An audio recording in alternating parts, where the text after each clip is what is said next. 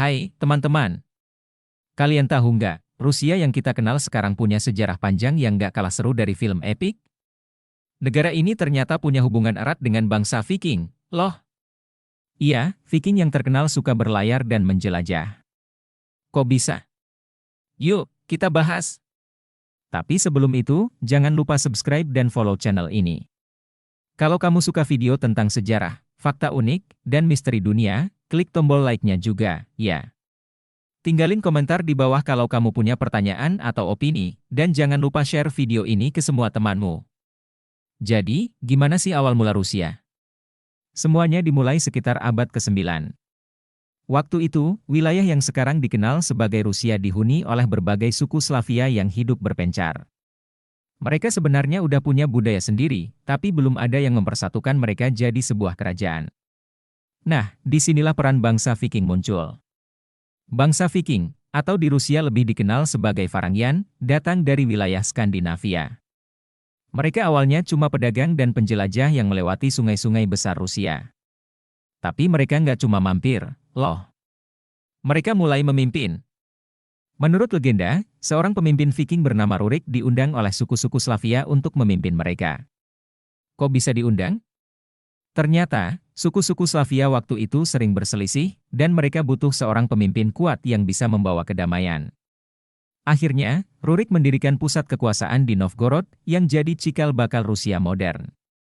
Setelah Rurik, kekuasaan ini dilanjutkan oleh keturunannya, termasuk Oleg yang memindahkan ibu kota ke Kiev. Dari sini lahir kerajaan yang dikenal sebagai Kievan Rus, kerajaan besar pertama di Rusia.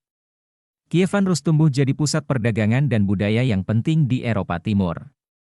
Bahkan, mereka punya hubungan erat dengan Kekaisaran Bizantium. Nah, fakta menarik lainnya adalah agama. Sebelum abad ke-10, Kievan Rus masih memeluk kepercayaan pagan. Tapi semuanya berubah ketika Pangeran Vladimir I memutuskan untuk mengadopsi agama Kristen Ortodoks pada tahun 988. Dia bahkan memerintahkan seluruh rakyatnya untuk dibaptis. Ini jadi titik penting dalam sejarah Rusia karena agama Kristen Ortodoks sampai sekarang jadi bagian besar dari identitas nasional mereka. Tapi tunggu, itu belum semuanya.